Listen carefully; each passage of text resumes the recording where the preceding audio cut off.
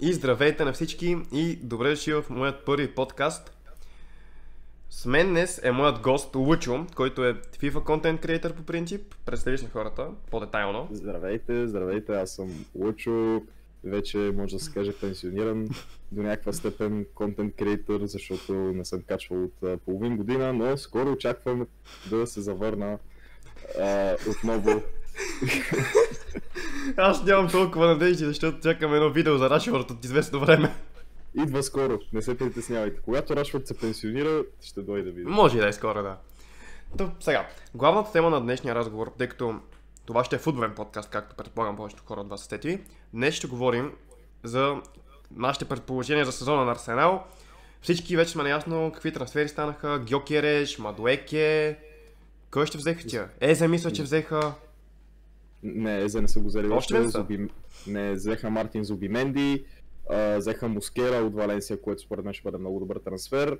И също така Ньоргард, капитана на Брентфорд, и за резервен вратар взеха Кепа Ризабалага. Шампион с Реал Мадрид в Шампионската лига. Да, колко допринесе за това няма да коментираме. Допринесе. В смисъл, първия полусезон преди Лунин да пази беше той. В смисъл, пиче е добър. Да, и след това защо Лунин почна да пази, защото Кепа не беше сигурен. Защото Кепа се контузи. Продължаваме. Няма да спорим за Реал Мадрид в момента, това е тема за друг подкаст. Да, за друг подкаст. И главният въпрос е, защо смятаме, че Арсенал ще се провали отново? Айде, аз ще си кажа първо какво мисля. Вероятно има шанс за един трофей поне. Може би FA Cup. Или Карабал Cup. Но не ги виждам да спечелят Висшата лига тази година, поради факта, че Ливърпул са адски силни в момента, макар и без Дiogo Jota, века му пръсна човека. Имат Флориан Вирц. Имат Фримпонг. Да, нямат Трент Александър Арнолд, който е в Реал Мадрид. Аз съм много щастлив в този факт, тъй като съм фен на Реал Мадрид. Но мисля, че Ливърпул са топ 3 гаранция. Сити ще се върне за титлата. Това е моят предикшън. И Арсенал са четвърти. В най-добрия случай. Това е тежък предикшън, бих казал, защото в крайна сметка Арсенал не направиха лоши трансфери това лято. Каквото и да си говорим, Гьокереш е окей трансфер. В смисъл, знаем, поне повечето може би знаят, че той е играл в Брайтън преди години, не се е справил по най-добрия начин. Даже изобщо. Изобщо да, но според мен Гьокереш има шанс да направи нещо. Аз не съм много сигурен в това, според мен, лично мое мнение. Но според мен Арсенал няма да направят нищо отново този сезон за Шампионската лига. Не мисля, че ще се борят, не мисля, че ще вземат Висшата лига. И това ще бъде много скандално, ако накрая вземат Висшата лига, като го казваме. Но според мен не мисля, че ще направят кой знае какво, най-много да спечелят най-после трофей, да могат да мирясат феновете и да остават Артета за пореден сезон фаза 15. Но да, това е лично мое мнение, че според мен цялата система, не знам как ще работи. Имаме преди, че Томас Партей си замина, Зубименди не знаем колко ще бъде добър, Ньоргард е доказан във Висшата лига, но не е в голям отбор, така че халфовата линия за мен може да бъде голям проблем за Арсенал, въпреки че взеха Зубименди. За мен халфовата линия може би е най-важната позиция в един отбор, защото това е ядрото, там минават пасовете през защитата, след това през атаката, така че... От тях се очаква да правят цялата игра на отбора, както се казва. Общо взето, да. И като цяло никога не съм бил фен на Йодегард, защото Йодегард според мен е доста прехвален. И като фен на Реал Мадрид мога, извиня, че се прекъсвам, като фен на Реал Мадрид мога да се съглася напълно. Да, виждал си го, знаеш за какво става въпрос. Просто вече на години не знам защо изобщо Артета му даде капитанската лента и той не е капитана, който трябва да бъде на Арсенал, за да може да стане шампион, според мен. Това е моето мнение. Според мен, бъдещия капитан на Арсенал, мисля, че това феновете на Арсенал ще се съгласят с мен. Категорично е Букайо Сака. И да, и не.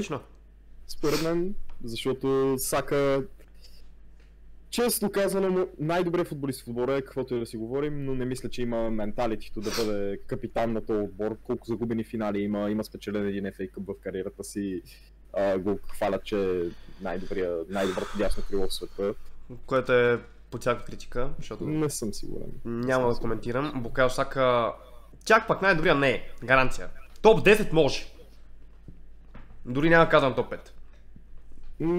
Не, топ 5 може и да се каже, защото в момента... десни крила в световен мащаб много... Дембеле. Салах. Играе нападател централен. Дуе също игра като дясно крило от време на време. По-скоро Баркла може да кажа. Дуе е ляво и Баркла е ляво, те се сменят. Те се сменят. Там ПСЖ няма ги излагаме като пример, защото са малко по-специфични. Защото са ПСЖ, да. Но в момента най-доброто дясното крило категорично мисля, че е Мохамед Салах. Това няма как да се коментира.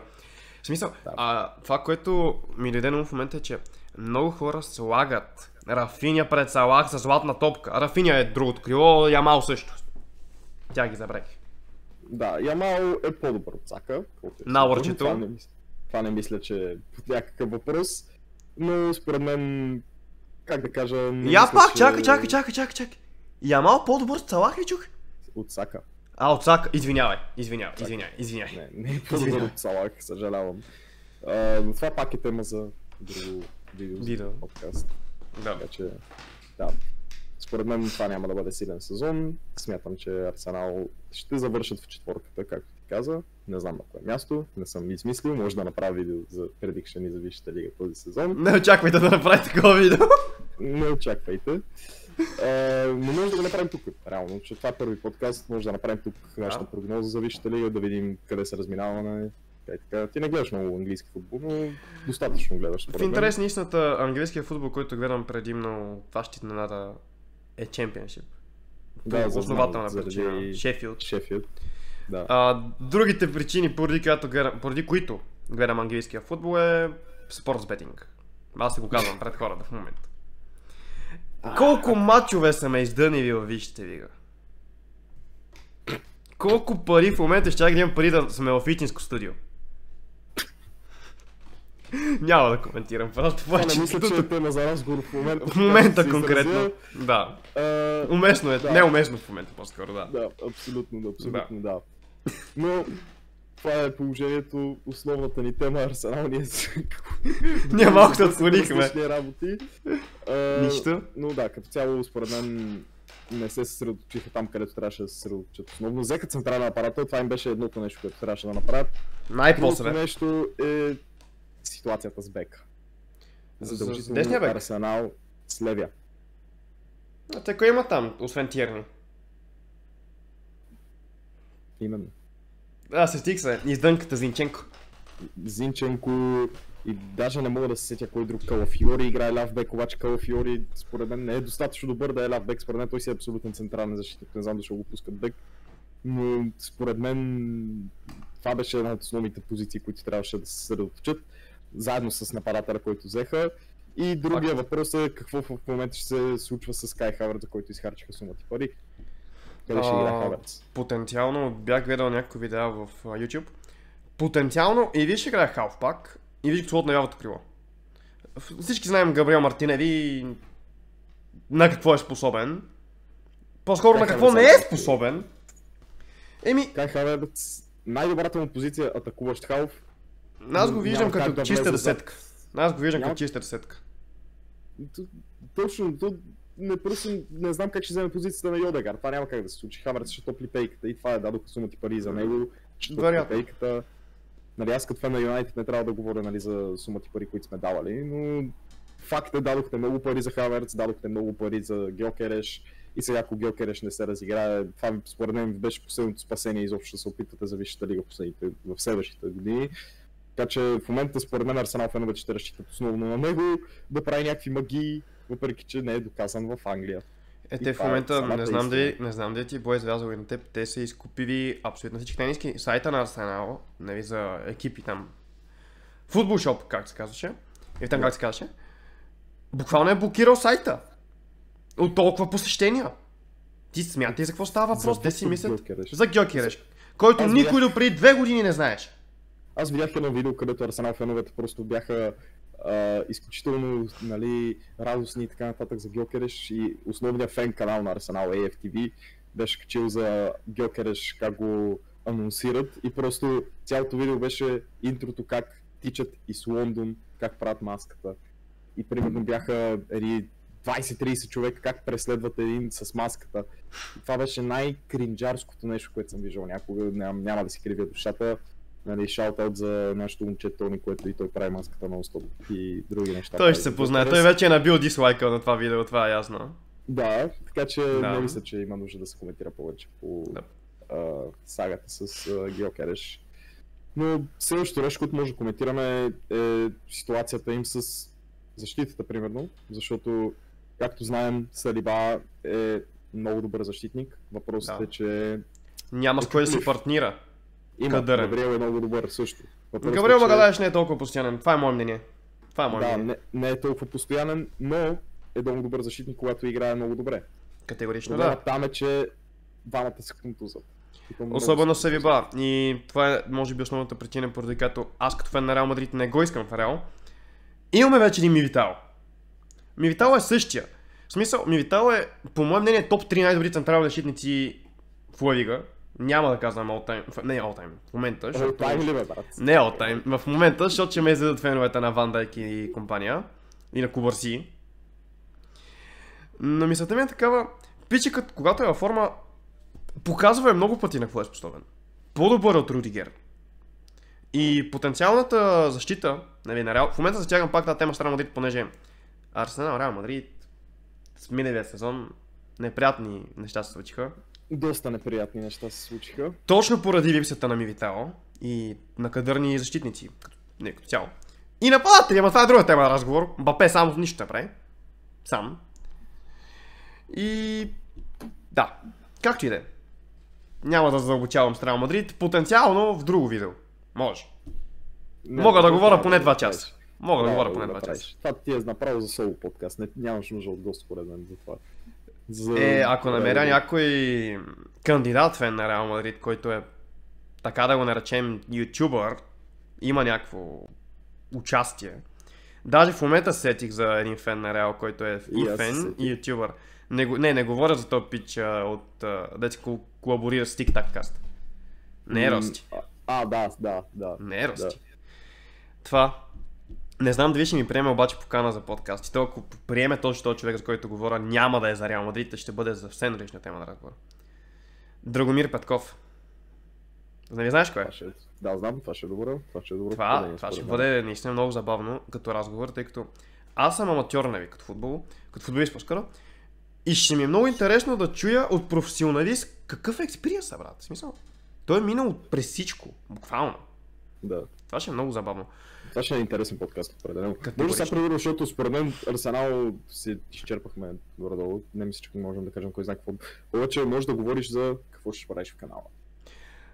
Да, значи подкасти възнамерявам да има поне по 2 на месец. Няма да казвам по-голямо число за момента, защото ще ви подведа най-вероятно. В момента аз имам шофьорски курсове, изпити едно друго, сега ще почвам 12 клас, ти си на работа и на университет. Да, сложно е. Когато можем, както се казва, ще има видеа. Стига да има интерес. Разбира се. Не се притеснявай, ще го промотираме колкото трябва. Разбира се, защото с цялото ми уважение към всички, които гледат в момента, за 50 гледания да се мъчим часове наред, малко ми звучи смешно. Така е. Така че в момента грайн да започва. Точно така, ударайте лайка и се абонирайте, ако все още не го направи. Потенциално друго нещо, друг човек, с който аз бих искал да колаборирам, дали ще стане е друга тема на разговор. Някой юноша, брат, на български отбор, в елита. Това ми мина през главата още с нощи, като ми дойде идеята. Примерно, някой юноша на ЦСКА, брат. Да разкаже какво е състоянието на юношеския футбол в България. И друга идея, да покани... Знаеш кой футбол се развива в момента в България? На малки вратички, агес. Не. Брат, женския футбол. О, боже. Брат, женския футбол. Не искам да задълбочавам на тази тема. Не искам да прозвуча като сексист, но... Не, в интерес, истината. Брат, напълно съм съгласен с теб за момента. Точно затова мога да навикна някоя професионалистка, която да ме оспори. Защото видях, че Лудогорец са взели някаква жена от Бетис, бе, брат. Кога ще видиш мъжки отбор на Лудогорец? Да вземе някой от Бетис, това е едно Бетис да е мейско. Брат, често да ти кажа, като знам какво е нивото там, не мисля, че кой знае колко изненадващо, защото бях гледал специално, нали, сега ми на женското европейско първенство и там УЕФА обявиха, че са на загуба с... не са на печалба от това първенство, са на загуба с 20 милиона. Най-малко, защото няма толкова посещаемост. първото, което е, второто, което е качеството на футбола. Просто... Буквално ще е не по-ентертейнинг за разправя хората да пусна на моите селските мачове, как се вика... Ние ще е да гледат как боя се такова, Съхне. боя се съхне, да. Мисъл, Да. не мисля, че това изобщо става на коментар, не трябва да се коментира това нещо. Просто Да. в бъдеще, примерно след 20 години, ако се развие това нещо, това ще е още една причина FIFA и UEFA да изкарат пари. За момента има много добри футболистки, които обаче гледах някакви коментари, които бяха от сорта на тази от Арсенал, точно Клои Кели и Айтана Бонмати, която взе златната топка там. Тя е на колкократна вече носителка на златната топка. Да, казваха, че според вас Айтана Бонмати и Клои Кели ще могат ли да влязат в топ 6 отбор във Висшата лига мъжки? Те няма да могат да влязат в юношески отбор. Не, в юношеския може и да могат, ама в Не. резервите и в скамейката никакъв шанс. Категорично. Са 30 избор, примерно. Няма Та, как да се случи като това казахме нещо. за Арсенал, сега сетих за някоя... Да се върнем на темата, на главната на тема на този подкаст, тъй като се отклонихме доста така. Да обсъдим конкретно за трансферите последните години. Това, което на мен ме направи впечатление, Арсенал взима издънки на Челси. И не спира да го Да. прави. Да, Не разбирам. факт. Защо го правят? Имат парите да вземат качествени футболисти и наистина да... Това ще ме забрави да го кажа, но наистина да спечелят Висшата лига. Шампионска лига няма да кажа, защото не искам да смятат коментарите. Да. Защо правят такива глупави трансфери? Искам да ми обясни някой. Защо взеха Жоржинио? Например. Давид Луиз за какво им беше? Да продължим ли с Рахим Стърлинг, Рахим Стърлинг, точно така. Аз това го бях забравил даже. който дори титуляр игра може би 2-3 мача максимум. Но той е некадърен. Мислиш, че Стърлинг е да с продължим чупани отбора? крака в момента. Именно. Това не е Стърлинг 2018-та. И да се върнем още малко назад във времето, когато взеха Николас Пепе за 90 милиона. Мале, и това е верно, това Паптен го бях забравил. Дет в момента е в Виверал, мисля. Да, именно. То Така виж, че бързо... Е, трансферната Сака преди политика Сака. е зле. категорично. Сака преди Сака, брат. Сака Знам ли преди си, Сака. брат? Категорично. Сака преди Сака. За Сака не им струваше 90 милиона. Ето е, защото е Сака така. го взеха безплатно. Така че... Взели се го от някой край на Лондон и съм му казал, да идва в академията, брат, защото нямат хора, защото е черен и бяга. Айде сега тук да не изпадаме в... Брат, всички просто аз не съм... рантове. Не, в цялото ми уважение, не съм расист, просто казвам, защото... Кажи ми един негър, който е бавен. Освен Стърлинг. Защото той беше бърз, но вече не. Предизвикам те. Кажи ми един такъв. Дори компания е бърз. Акинфенуа. Брато е 2 метра и е 100 кила. Емил Хески. Това дори не знам кой. Не мога да се. Zero Ball Knowledge. Не мога да се. Zero Ball Knowledge. Том не знаеш кой е Емил Хески. Ледли Кинг. Так, да, схванахте каква ми беше идеята. С цялото ми уважение към Бука Сака, защото той малко така унижи Реал Мадрид на Бернабео. Андре Онана също не е от най-бързите. Пича за това, вратар! Ламби Сака също не е от най-бързите футболисти. ако трябва да Добре, сме честни. бях опроверган за около 2 минути. Така, Каземиро е мургав. Доста е бавен. Казах негър. Е, Не е мургав, Това не е трябва, също. това трябва да го цензурираш. Няма да го Чрез тази цензурирам. дума. Брат, Демонетайст. какво демотизиране, какви пари? Какви пари нямаме абонати още, бе, брат? Какви пари? Между другото, представям си го, брат, в бъдеще след, да речем година, ако... Вместо така зави на петия подкаст, което ще е постижение. Както знаем, аз обичам на пети епизод да приключвам. Аз обичам на четвърти, пети, аз някъде там. Да. Тук в момента не виждаш как е това. Как са ни позиционирани камерите и това. Примерно на тях да пише ели си някой спонсор. Еми, дай Боже. Това ще Сега бъде вижте, наистина хубаво нещо. Ако има хора, които биха спонсорирали това нещо, нека да пишат на имейла му и... Свържете се с мен по някакъв начин, да. Да, ще отговарям на всеки, разбира се. И ако преценя, че е адекватна офертата, Всяка оферта за теб е адекватна, не се прави неинтересен. едно такова заплащане на видео, минимум. Примерно, в евро. Да. Но Та да. това е. Мисля да го приключваме. Ако Да, като цяло да. За първи подкаст. Като цяло ще се получи сравнително интересен разговор. И като цяло причината да е толкова кратък е, че ние не сме най-големите специалисти на тема Арсенал. на тема Шампионска лига и Реал Мадрид и Барселона и такива работи, това има да говорим с сигурно 5 часа. Да, на едната просто искахме първи подкаст да го направим. Да опипаме почвата, както се казва, да опипаме почвата. Да опипаме почвата, нямаме сценарии, нямаме такова, не се водим по сценарии, говорим каквото мислим и смятам, че това е в основата на футболните фенове като цяло, защото много фенове, основата в феновете е, че не мислят с главата си, мислят с... Следват емоциите си, брат. Следват емоциите. Точно така трябва. Абсолютно. Абсолютно. Така че по-нататък със сигурност ще има малко повече структурираност, но като първи подкаст искаме да видим дали изобщо се получи нещо. Да. Така че... Да, благодаря ти, че приема моята покана за участие. Благодаря ти, че помогна с цялостното структуриране на тази идея, защото той ми помогна изключително много и с него, и с всичките неща, за което благодаря още веднъж. Ще го тагна в коментарите, нали, за неговия футболен канал, който кога ще бъде съживен, вече е друга тема на разговор. Ето само за това мога да говоря в продължение на час и нещо. Потенциално аз мога да се върна в FIFA канала, аз ще го тагна и него. Потенциално мога да се върна, не обещавам. По COVID, ако я взема за 100 FIFA-та, може да си помисля. Потенциално. За една кариера, брат, 10 видеа пак. Най-добре случай ви, както беше с Челси 20. Страхотна инвестиция според мен ще бъде 200 лева за 5 видеа. Разбира се. Да, благодаря ви за това, че ни слушахте идиотщините за цели 22 минути почти. Да, още веднъж благодаря, че приемате покана и ще се видим в следващото видео. Чао!